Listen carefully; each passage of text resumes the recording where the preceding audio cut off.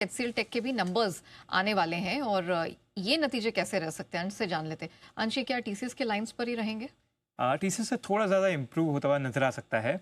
Revenue की बात करें तो 4% की बढ़त आ सकती है, 33,230 करोड़ के आसपास की दर्ज करती हुई दिख सकती है। वहीं डॉलर रेवेन्यू की बात करें तो यहाँ पे 2.5% की ग्रोथ 370 करोड़ पार करती हुई दिख सकती है। एबिट की बात करें तो यहाँ पे बढ़िया 10.5% का उछाल आ सकता है। पहले 5,500 करोड़ के करीब था, इस बार 6,070 करोड़ पार करता हुआ नजर आ सकता है।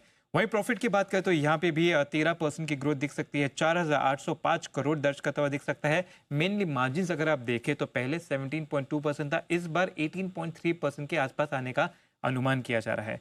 सीसी रेवेन्यू की बात करें तो यहाँ पे 2.5% की बढ़त आने का अनुमान किया जा रहा है। और यहाँ पे सेक्टर वाइज देखें तो बीएफएसआई और हाईटेक से काफ़ी अच्छी मजबूती बनती हुई नजर आ सकती है। हाँ, लेकिन मैन्युफैक्चरिंग और इंजीनियरिंग रिसर्च एंड डेवलपमेंट वाला सेक्टर की बात करें तो यहाँ पे जो है थोड़ा सा दबाव पड़ता हुआ नजर आ सकता है। और ओवरऑल FY26 के लिए जो रेवेन्यू ग्रोथ गाइडेंस है वो 3 से 5% के बीच में सीसी बेसिस पे आने का अनुमान किया जा रहा है।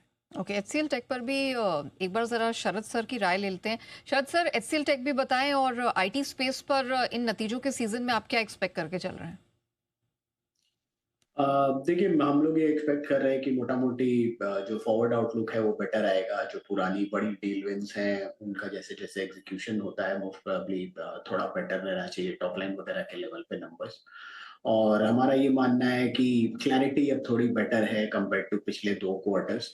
हालाँकि ट्रम्प टैंट्रम्स अभी भी चालू हैं, वो कितने टाइम तक रहेंगे उस पे तो अंदाज़ा लगाना मुश्किल है।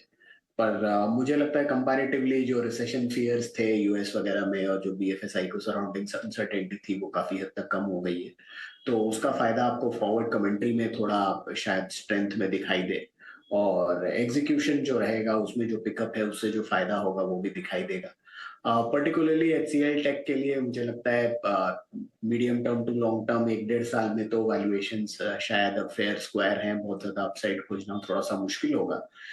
बट लॉन्ग टर्म में मुझे लगता है विप्रो और एचसीएल टेक प्राइमरी बेट्स हैं जहां हम फोकस कर रहे हैं, क्योंकि डेटा सेंटर वाली स्टोरी से भी उनको काफी बेनिफिट होना चाहिए।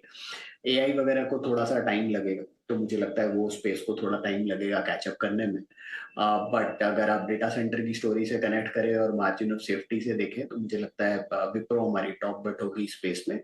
और छोटी कंपनीज में हमें लगता है साइंटेक बढ़िया बेट है, जिसमें second half probably much better रहना चाहिए।